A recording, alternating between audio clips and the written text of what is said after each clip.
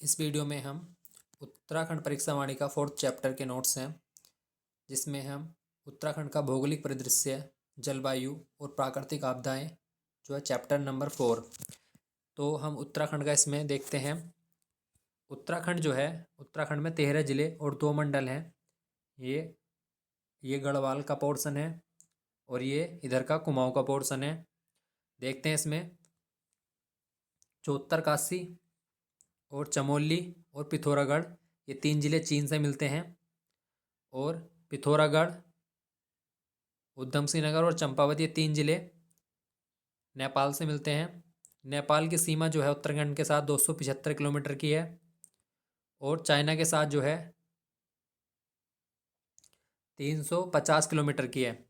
कुल सीमा जो है 625 किलोमीटर की है। अंतर्राष्ट्रीय सीमा, उत्तराखंड की अंतर्राष्ट्रीय सीमा जो है 625 किलोमीटर की है। और पिथौरागढ़ एकमात्र जिला है जो चीन और नेपाल 2 देशों से मिलता है। उत्तराखंड की जो है हिमाचल से उत्तराखंड के 2 जिले मिलते हैं। हिमाचल से उत्तराखंड के 2 जिले मिलते हैं, एक तो देहरादून और उत्तरकाशी। उसकी पश्चिमी सीमा जो है टोंस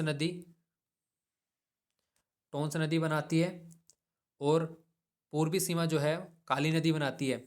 पश्चिम से पूर्व जो है 358 किलोमीटर है और उत्तर से दक्षिण जो है 320 किलोमीटर है। इस तरफ में 358 किलोमीटर है। कुमाऊं के 4 जिले और गढ़वाल के 2 जिले आपस में मिलते हैं। कुमाऊं के 4 जिलों में अल्मोड़ा, नैनीताल, बागेश्वर और पिथौरागढ़, इसमें पौड़ी और चमोली, 2 जिले गढ़वाल के और 4 जिले कुमाऊं के आपस में मिलते हैं। 5 जिले उत्तराखंड के यूपी के 7 जिलों के साथ सीमाएं बनाते हैं। ये भी इम्पोर्टेंट है। 7 जिले कौन कौन से हैं? यूपी के सहारनपुर, मुजफ्फरनगर, बिजनौर, मुरादाबाद, रामपुर, बरेली, पीलीभीत, ये 7 जिले जो हैं उत्तराखंड के साथ सीमा बनाते हैं। तो ये हमारा जो है उत्तराखंड का भौगोलिक जानकारी थी। अब उत्तराखंड के थोड़े देख लेते हैं। अक्षांश जो है 28 डिग्री 43 मिनट से 31 डिग्री 27 मिनट तक, इसका विस्तार जो है 2 डिग्री 44 मिनट है। और जो देशांतर है वो 77 डिग्री 34 मिनट से 81 डिग्री 2 मिनट तक। विस्तार जो है इसका 3 डिग्री 28 मिनट है। तो ये इसका भौगोलिक संरचना थी। आकृति आयताकार है। क्षेत्रफल जो है उत्तराखंड का 53,483 वर्ग किलोमीटर। भारत के क्षेत्रफल का 1.69% है। क्षेत्रफल में स्थान 18 है। पर्वतीय क्षेत्र जो है वो 86.07% है। मैदानी क्षेत्र 13.93% है। आंतरिक जिले टिहरी, रुद्रप्रयाग, बागेश्वर, अल्मोड़ा। आंतरिक जिले इस प्रकार होते हैं, वो किसी भी अन्य राज्य या किसी देश के साथ सीमा नहीं बनाते। सबसे बड़ा जिला जो है क्षेत्रफल की दृष्टि से चमोली है और सबसे छोटा है चंपावत। सर्वाधिक सीमा जो है पौड़ी जिले की 7 जिलों से मिलती है। 2 देश व सबसे लंबे अंतर्राष्ट्रीय सीमा वाला जिला है पिथौरागढ़। पिथौरागढ़ सबसे ज़्यादा अंतर्राष्ट्रीय सीमा रखता है क्योंकि ये 2 देशों के साथ, चीन और नेपाल के साथ मिलता है। अगर उत्तराखंड को भौगोलिक विभाजन के रूप में देखें तो इसको 8 भागों में बांटा जा सकता है। गंगा का मैदानी क्षेत्र, तराई, भावर, शिवालिक। शिवालिक को ही हम बाह्य हिमालय कहते हैं, कंफ्यूज नहीं होना इसमें। फिर दून या द्वार, फिर लघु या मध्य हिमालय, बृहद हिमालय को हम महान हिमालय भी कहते हैं या ग्रेटर हिमालय, और लास्ट का है ट्रांस हिमालय। तो ये हम इसको उत्तराखंड को 8 भागों में विभाजित कर देते हैं। इसको जो है, जो हिमालय में इसके 4 भाग आते हैं, जैसे ट्रांस हिमालय, बृहद हिमालय, लघु हिमालय, शिवालिक क्षेत्र। इनको कोई रेखा जो है इसको विभाजित करती है, तो वो रेखा देखते हैं। ट्रांस हिमालय क्षेत्र को बृहद हिमालय से सचर जोन या हिजलाइन विभाजित करती है। फिर बृहद हिमालय को लघु हिमालय से मेन सेंट्रल थ्रस्ट, लघु हिमालय को शिवालिक क्षेत्र से मेन बाउंड्री फॉल्ट, और शिवालिक क्षेत्र को तराई भावर से हिमालयन फ्रंटल फॉल्ट। तो ये जो है एग्जाम में पूछी भी गई हैं कई बार, तो ये इंपॉर्टेंट है। यहाँ से 1 नंबर का क्वेश्चन एग्जाम में आता है। अब इसको अलग अलग देख लेते हैं। गंगा का मैदानी भाग, गंगा के आसपास का जो भाग है उसको गंगा का मैदानी भाग कहा जाता है। खादर और बांगर, यहाँ पे जो तराई मिट्टी पाई जाती है उसको 2 भागों में इन्होंने बांटा है। बाढ़ का पानी जहाँ पहुँच जाता है उसे खादर मिट्टी कहते हैं, और बांगर जो है जहाँ बाढ़ का पानी नहीं पहुँचता। तराई क्षेत्र जो है गंगा के मैदान से थोड़ा सा हटके उसको तराई क्षेत्र कहते हैं, जहाँ पे भी पहाड़ का पानी चला जाता है। पाताल तोड़ कुएं और दलदली मिट्टी अपसादी चट्टानों से निर्मित है।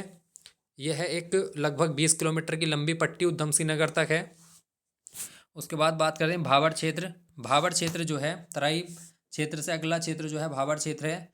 इसमें मिट्टी कंकड़ पत्थर क्षेत्र होते हैं। इसमें जो नदियां हैं वो अदृश्य हो जाती हैं, क्योंकि मिट्टी कंकड़ पत्थर के नीचे से होकर बहती हैं। प्लीस्टोसीन युग में नदियों द्वारा लाए गए अपसाद से इसका निर्माण हुआ। बेगवती नदियों द्वारा जो अपसाद आया है उसके द्वारा भाबर क्षेत्र का निर्माण हुआ। अगला है शिवालिक क्षेत्र। शिवालिक क्षेत्र से क्वेश्चन एग्जाम में आ जाता है। इसको बाह्य हिमालय या हिमालय का पाद स्थल कहा जाता है, क्योंकि यहीं से हिमालय स्टार्ट होता है। हिमालय का सबसे निम्न भाग ये यही है और हिमालय का सबसे नवीन भाग भी है। ये एग्जाम में आया हुआ क्वेश्चन है, हिमालय का सबसे नवीन भाग क्या है? शिवालिक क्षेत्र। इसमें जीवाश्म पाए जाते हैं। प्राचीन नाम जो है इसका मैनाक पर्वत है। शिवालिक का अर्थ होता है शिव की भूं। सर्वाधिक वर्षा होती है शिवालिक क्षेत्र में। सर्वाधिक खनिज यहीं इस पर पाए जाते हैं और सर्वाधिक पर्यटन भी इसी क्षेत्र में आते हैं। दून या द्वार क्षेत्र। उसके बाद क्षैतिज चौरस घाटी को दून कहते हैं। देहरादून जो है सबसे बड़ा है। कोठारी चौखंबा दून पौड़ी में है और पतली कोटा दून जो है वो नैनीताल में है। तो ये पांचवा था हमारा भाग। दून क्षेत्र जो है ये संरचनात्मक घाटी होती हैं। तो देहरादून सबसे बड़ा है, कोठारी चौगंबा दून पौड़ी में और पतली कोटा दून जो है वो नैनीताल में है। अगला है हमारा लघु या मध्य हिमालय। इसमें जीवाश्म का अभाव मिलता है, जीवाश्म नहीं होता इसमें पाया जाता। निर्माण जो है इसका बलित एवं कायांतरी चट्टानों से बलित एवं कायांतरी चट्टानों से हुआ है। पर्वतीय ढाल पर इस पर घास के मैदान पाए जाते हैं, जिन्हें कुल्लू में थच, कश्मीर में मर्ग, गुलमर्ग, सोनमर्ग कहा जाता है और उत्तराखंड में उनको बुग्याल या प्यार कहा जाता है। ये इंपॉर्टेंट है। उत्तराखंड में घास के मैदानों को क्या कहा जाता है? बुग्याल या प्यार। पशु चारक का स्वर्ग कहलाता है ये वाला क्षेत्र, क्योंकि यहाँ घास के मैदान पाए जाते हैं। लघु या मध्य हिमालय में एक दुग्धातोली श्रेणी पड़ती है जो 3 जिलों में है, अल्मोड़ा, चमोली, पिथौरागढ़। इसी दुग्धातोली श्रेणी के पास एक दुग्ध ताल है। ये एग्जाम में आया हुआ है कि दुग्ध ताल कहाँ पर है। अब देखते हैं। दुग्धातोली श्रेणी से जो है 5 नदी निकलती है, रामगंगा, पश्चिमी नयार, पूर्वी नयार और बूनो और आटागाड़। दूधातोली के पास जो है कोदियाबगढ़ में वीर चंद्र सिंह गढ़वाली की समाधि है। दूधातोली के पास में ही है। तो ये लघु या मध्य हिमालय हो गया। अब देखते हैं ग्रेटर या वृद्ध हिमालय। इसकी ऊंचाई 4500 से 7817 मीटर है। सबसे ऊंची चोटी नंदा देवी है, 7817 मीटर, वो वृद्ध हिमालय में पड़ती है। जनजाति जो है यहाँ पे भोटिया जनजाति निवास करती है। इसे हिमाद्री या उच्च हिमालय भी कहा जाता है, क्योंकि उत्तराखंड में सबसे उच्च चोटी इसी में पड़ती है, तो ये सबसे उच्च हिमालय है। उसके बाद बात करते हैं ट्रांस हिमालय। ट्रांस हिमालय का कुछ भाग जो है भारत में और कुछ भाग तिब्बत में पड़ता है। इसका जो है फिर जो मतलब पहाड़ है उसका नीचे दूसरी साइड जो ढलान है उस पर ट्रांस हिमालय अधिकतर भाग जो है उस उधर की साइड होता है। उद्भव जो है हिमालय से इसका पहले हुआ है, तो इसका नाम तिब्बती या टेथिस हिमालय भी इसलिए इसको कहा जाता है। और इसका ये भी क्वेश्चन एग्जाम में आता है कि हिमालय का कौन सा भाग है, हिमालय का कौन सा भाग है मतलब जिसका निर्माण हिमालय से भी पहले हुआ है, तो वो है ट्रांस हिमालय। इसमें श्रेणी कौन कौन सी पाई जाती है? काराकोरम, लद्दाख, जैक्सर श्रेणी इसमें पाई जाती है। और भारत की जो सबसे ऊंची चोटी है K2 गॉडविन आइंस्टीन, वो काराकोरम श्रेणी में ही पड़ती है। तो काराकोरम श्रेणी किसकी है? ट्रांस हिमालय की। तो ट्रांस हिमालय की जो है एक श्रेणी है काराकोरम, उसमें K2 गॉडविन आइंस्टीन जो है भारत की सबसे ऊंची चोटी पाई जाती है। अब बात करते हैं, अगला है हमारा टॉपिक जलवायु। जलवायु तराई क्षेत्र में उपोष्ण जलवायु पाई जाती है, शिवालिक क्षेत्र में गर्म शीतोष्ण, दून क्षेत्र में उपोष्ण, लघु क्षेत्र में शीतोष्ण और वृद्ध क्षेत्र में हिमानी जलवायु पाई जाती है वहाँ पे, क्योंकि ऊंचाई के क्षेत्र पर जो है गर्मी बहुत कम होती है। अब बात करें शिवालिक क्षेत्र जो है वो 700 से 1200 मीटर ऊंचाई तक है। लघु या हिमालय क्षेत्र 9 जिलों में विस्तारित है। वृद्ध हिमालय 6 जिलों में विस्तारित है। तो ये इनकी ऊंचाई है। जलवायु की बात करें तो इस ऋतुओं के स्थानीय भाषा में जो नाम है उसको हम देख लेते हैं। ग्रीष्म ऋतु को रूड़ी या खरसाऊ कहते हैं। वर्षा ऋतु को बसगाल या चौमासा। शीत ऋतु को स्युंद व शीतकला। एक नंबर का क्वेश्चन यहाँ से आ जाता है, एग्जाम में इंपॉर्टेंट है कि कौन सी ऋतु का क्या नाम है। अब बात करते हैं प्राकृतिक आपदाएं। प्राकृतिक आपदाएं जो हैं उसमें भूकंप जो है, भूकंप से हमारे प्रदेश को बहुत खतरा उठाना पड़ता है। कारण जो है इसका प्लेटों की गतिशीलता और भ्रंशों की उपस्थिति के कारण जो है प्रदेश में भूकंप आते हैं। जोन, पूरे भारत को जो है 5 जोनों में विभाजित किया गया है। उसमें हमारे उत्तराखंड को 2 जोन में रखा है, एक तो जोन 4 में और जोन 5 में। जोन 4 में देहरादून, टिहरी, उत्तरकाशी, नैनीताल, उधम सिंह नगर आते हैं। और जोन 5 में जो है चमोली, रुद्रप्रयाग, अल्मोड़ा, बागेश्वर, पिथौरागढ़, चंपावत आते हैं। तो ये इंपॉर्टेंट है कौन सा जिला कौन से जोन में आता है। हिमालय क्षेत्र में जो भूकंप आते हैं, पूरे भारत के 68% भूकंप हिमालय क्षेत्र में आते हैं और पूरे विश्व के 10% भूकंप हिमालय क्षेत्र में आते हैं। भूकंप मापी स्टेशन देहरादून, टिहरी और गरुड़गंगा में स्थापित किए गए हैं।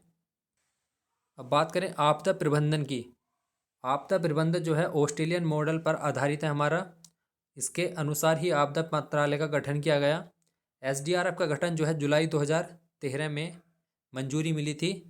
नदी तटों पर जो है 1 जुलाई 2013 से रोक लगा दी गई। जब केदारनाथ आपदा आई थी उसके बाद ये एसडीआरएफ का गठन किया गया और नदी तटों पर रोक लगा दी गई थी। जन जागरूकता संबंधी भूकंप से संबंधित फिल्में डांडी कांटी की गोदमा और त्रैमासिक पत्रिका जो है आपदा प्रबंधन, ये भूकंप से जागरूकता को फैलाने के लिए ये बनाई गई हैं। ऋषिगंगा प्रोजेक्ट अभी 7 फरवरी 2021 को ऋषिगंगा में बाढ़ आ जाने से जो तपोवन चमोली में है, ऋषिगंगा प्रोजेक्ट का कार्य क्षतिपूर्ण हो गया और बहुत लोगों की वहाँ पे मृत्यु भी हो गई। अब अभी हाल ही में जो है एक द्रौपदी का डांडा में सविता कंसपाल हमारी पर्वतारोही हैं, उनकी उसमें माउंटेनिंग जो एक प्रशिक्षण चल रहा था वहाँ पे, उन लोगों के साथ जो है उनकी मृत्यु हो गई।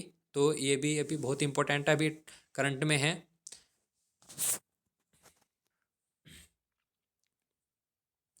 तो जो हमारे प्रदेश में आपदाएं आती है बहुत वैसे दुख की बात है। अब इसमें देख लेते हैं 1803 में गढ़वाल में भूकंप आया। 1867 और 1880 में नैनीताल में भूस्खलन आया। ये भी एक नंबर में पूछ लिया था एग्जाम में, बहुत इंपॉर्टेंट है ये भी। 16 और 17 जून को केदारनाथ आपदा आई। केदारनाथ आपदा में 16 और 17 जून को 2013 में, इसके आने के बाद जो है ऑपरेशन सूर्य होप चला गया। मतलब जो राहत बचाव का कार्य था वो उसको ऑपरेशन सूर्य होप कहा गया। यह 2 जुलाई तक चला। इसमें एक स्थानीय नागरिक थे योगेंद्र राणा, जिन्होंने सेना की मदद की थी। इसी के आपदा आने के बाद जो है यमुनोत्री मार्ग 103 दिन और गंगोत्री मार्ग 98 दिन प्रभावित रहा। तो ये हमारे जो है 4th चैप्टर की वीडियो थी। इससे पहले हमने 7 चैप्टर की अपलोड कर चुके हैं। 7 चैप्टर जो है मात्र 5 वीडियो में अपलोड किए हुए हैं, चैनल पे जाके आप देख सकते हैं। इसी प्रकार जो है पूरे परीक्षावाणी और बीएस नेगी के नोट्स जो हैं वीडियो के माध्यम से इस पे चैनल पे बताए जाएंगे, देख लेना। धन्यवाद।